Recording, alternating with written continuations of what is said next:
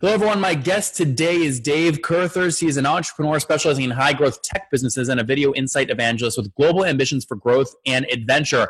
As CEO at Voxpopme, he has redefined the possibilities of video for market research and customer feedback. Dave, are you ready to take us to the top? Absolutely. Looking forward to it. Good. All right. Tell us about the company. What's Voxpopme do, and how do you make money? Yeah, absolutely. So about 6 years ago, we had this idea that brands needed to get closer to consumers. They needed to understand consumer feedback, what customers were saying about things, and that traditional ways of doing this just weren't fit for purpose. You know, there'd been an explosion in mobile and in video, Snapchat, Instagram, Facebook, were all going towards more video, live Facebook Live, Snapchat stories, all of these things were starting to evolve, and consumers were more comfortable than ever recording and sharing video in a selfie style. So we wanted to leverage that trend as a way for brands to be able to solicit feedback directly from their customers from a video perspective. What we found was the video was kind of provided a really deep kind of connection. And so, Dave, I'm making this up. If I'm in Burger King and I just checked out and I just finished my Whopper and I post a Snapchat about, oh my gosh, I'm stuffed. This Whopper was so good. How does your tech know that, we're not friends on Snapchat? How does it know that I mentioned Burger King and pull that video out for the sentiment analysis by Burger King? Yeah, so what we actually did is we've done a couple of things. The first was we created a mobile app that basically allowed brands access to consumers at an instant. So they could push a question they wanted. So think more kind of market research. Your Burger King, you want to get feedback on the new Whopper recipe. You push a question out, who's had a Whopper in the last, 30 days. We screen people in. They'll then record, what did you think about it, and things like that. Our technology then takes all of that video, transcribes it, theme codes it, sentiment scores it, and basically makes analyzing a big set of unstructured video data fast, effective, and easy. How do you set that incentive structure, though? Because I can tell you, every time I go into CVS, they say, hey, at the bottom of the coupon, go take our quiz. We want to know what your experience was like. I never, ever, ever have actually done it. So how are you actually getting consumers to go in and take the time to send that and answer that question from Burger King? Yeah, so there's a couple of ways. So with our mobile app, the incentive is cash. Cash is always king. People don't want vouchers or the chance to maybe win an iPad, one in a 20,000 or whatever. So consumers are rewarded with cash rewards. The typical reward for taking a survey is like 15 to 20 pence for like 20 minutes work, which is why there's such a big problem with doing that. So we made our kind of video response a premium response. We pay about $1 to $1.50 for each response that people leave, and when they get to $15, they can cash out. The other way our technology is being used is we're actually, rather than people having to download an app and sign up to be part of our panel, brands like Burger King or CVS can actually drop our technology into their surveys that are promoted on the receipt to allow video within there. But where our view is that, no one wants, like you said, you never took the survey because it's like 30 questions. It's all about the brand and what they care about. If you just want to give some feedback, you want to talk in that way. And what we found is that people tell you about 6 to 8 times more just by talking. They find it far easier to articulate themselves verbally than they do in a kind of written form. It's faster to talk. It's faster to talk, and it's just the way we're doing it. I mean, look at what we're doing now. You imagine we'd have had back and forth this whole conversation. It's just way easier to do it in this way. Mm-hmm. So how do the consumers, again, how would someone listening right now know that, oh, hey, Burger King just released a survey, you could go make $1 if you respond? Yeah, so I mean, first they could download the Voxpopme app from the App Store, so it's available for iOS and Android, as you'd imagine. So they can just download that and sign up. Wait, Dave, that seems like huge friction. Have you had success getting people to download that? Yeah, I mean, we have thousands of users using the app every day. So I mean, obviously there's a financial incentive, but people don't have to do that.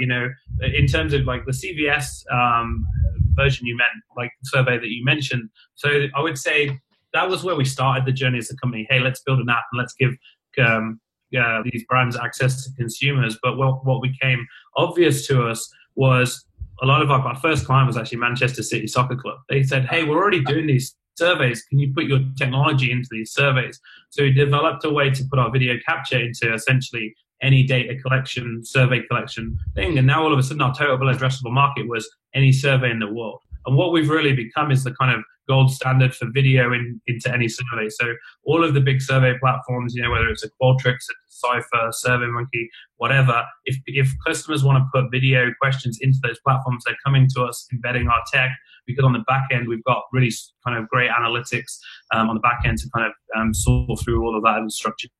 And what's your revenue model? Is it a pure play SaaS business? Make it much easier, because one of the key reasons.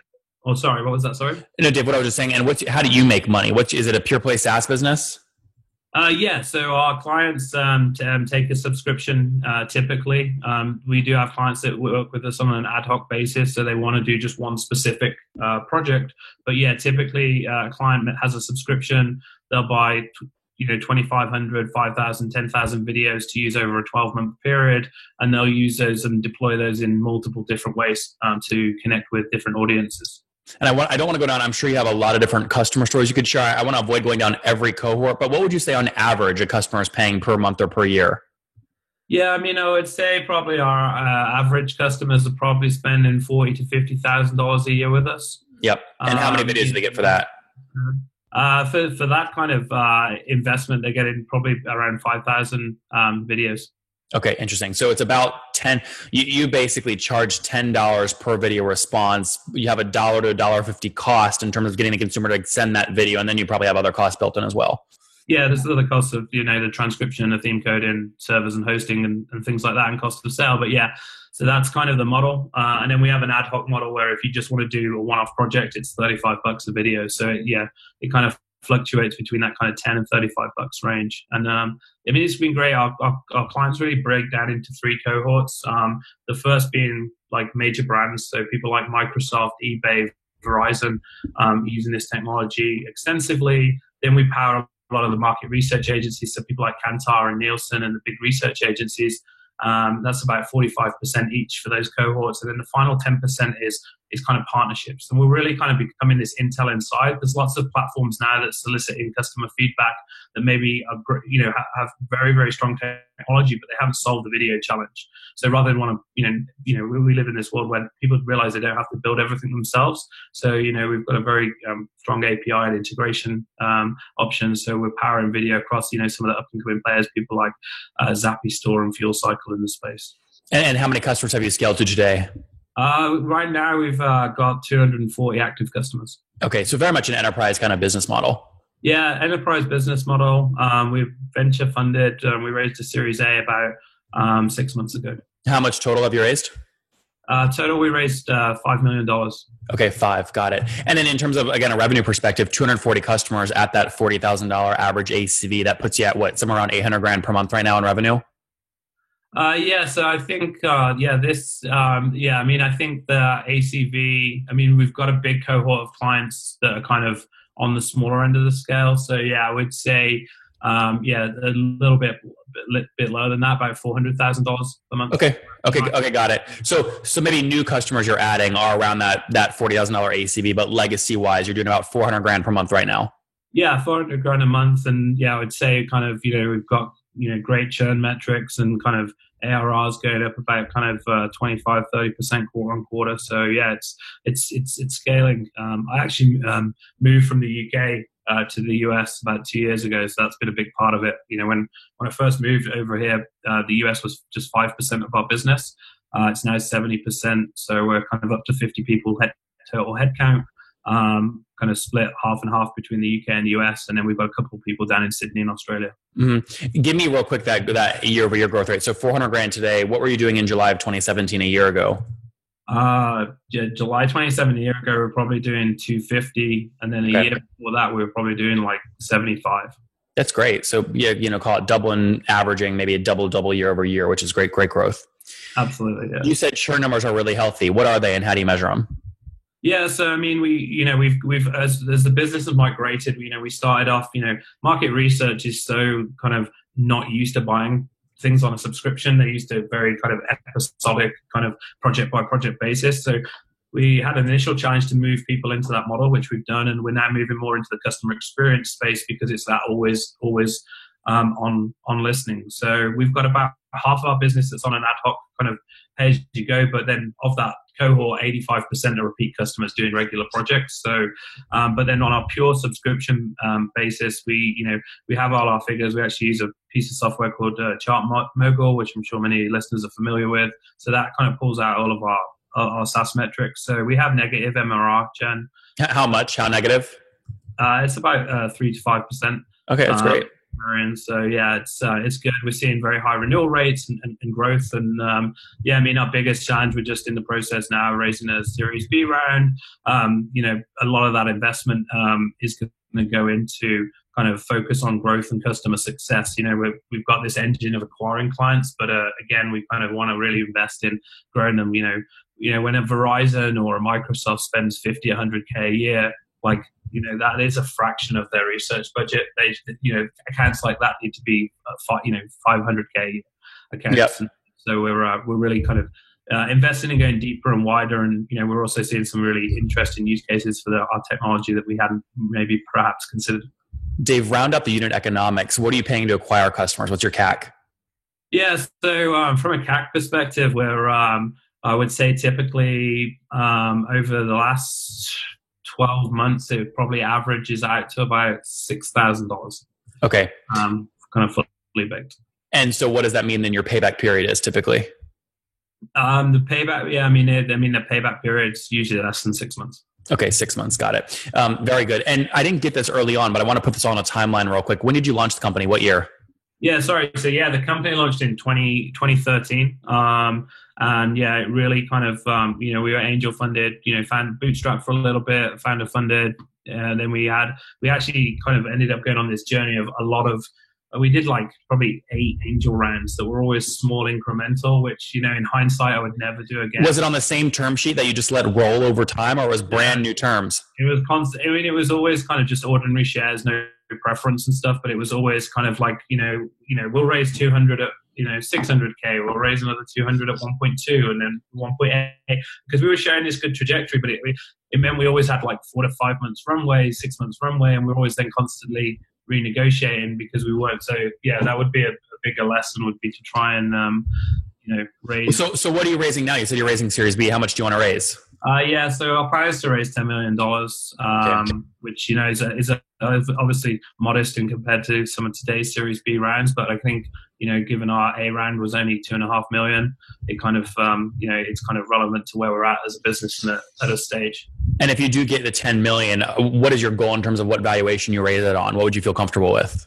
Yeah, I mean, it's been interesting. We've been digging in and doing a lot of kind of research on various metrics and trying to really dial in on our space, because you've got to really kind of look at comparable businesses in this market, not just pick, this SaaS company did this and stuff. So, we've seen a lot of companies raising on kind of 4.5 to 5 times next year's projected revenue at this stage. We've also seen kind of typical any variations between 8 to 12 times current year's revenue.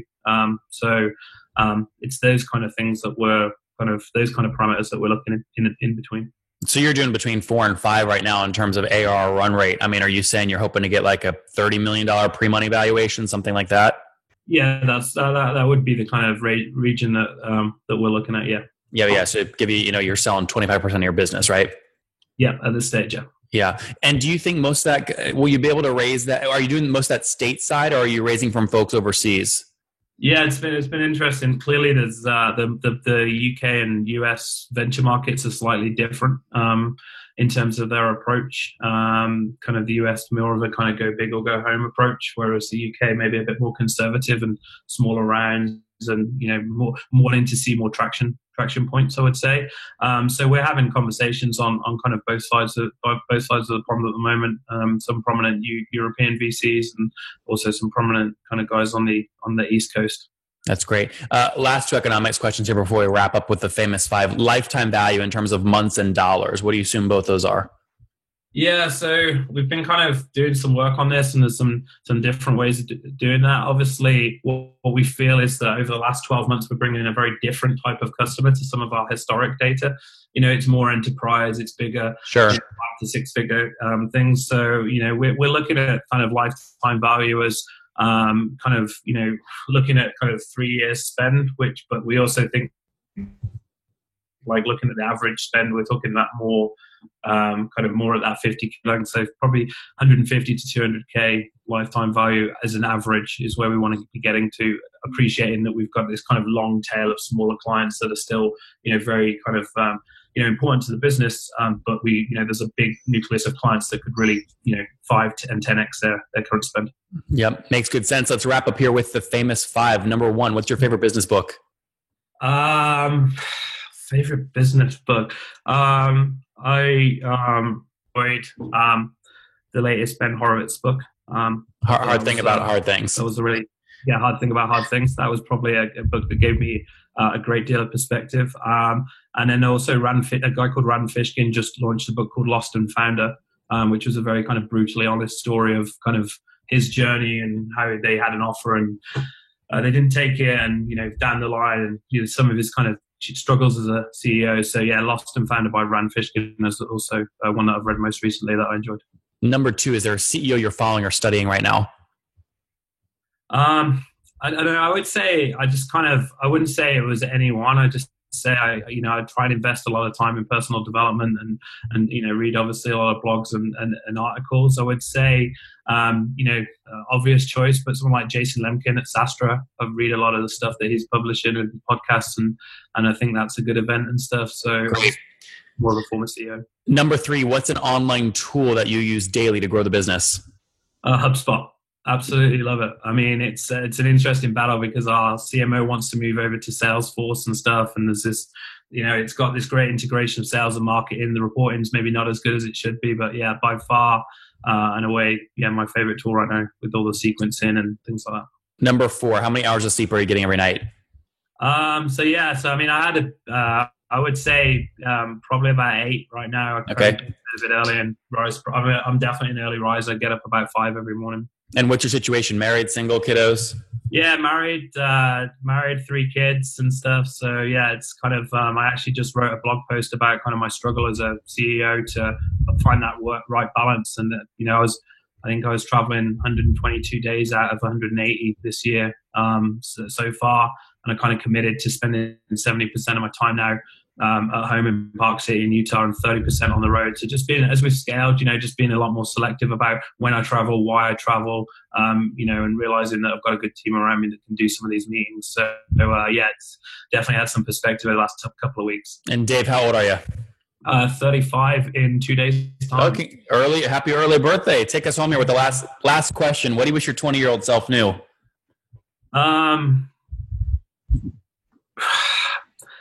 Just the thing I would say is that kind of age 20, I had a business, made a ton of money, and assumed that life. What's a ton of money? How much did you make when you were young? When I was 20, I was making around $40,000 a month. Yep. So that went on for 2, 3, 4 years. Thought like nothing could go wrong. Invested in a lot of real estate, set up a business, and then the property market crashed. And my business partner left and went to Dubai. And basically it was pretty much down to bankrupt and had to start again from zero. Get rid of my 911, buy a crappy car for $1,000. So what's the lesson? The lesson was appreciate what you've got. Never get complacent. Guys, there you have it. Appreciate what you got. Never get complacent. Again, from Dave, 2013, launched this new company called Voxpopme. Helps big brands really do better sentiment analysis from consumers on whether it's products, market surveys, things like that. They got a team of 50 between the UK and the US, about 240 customers that pay on average, call it $1,600 a month historically, now closer to $40,000, $60,000 ACVs, doing about 400 grand per month in revenue. That's up from 250 grand per month back in July of 2017. They've got net negative revenue churn. That's about -3 to -5%. That's annually. Spending about $6,000 to acquire a customer with a 6-month payback, assuming lifetime value. It's about 36 months or 150 grand. They raised $5 million, currently raising a Series B, hoping to raise maybe $10 million on a $30 million pre. Dave, good luck and thanks for taking us to the top. Thanks, man. Appreciate it.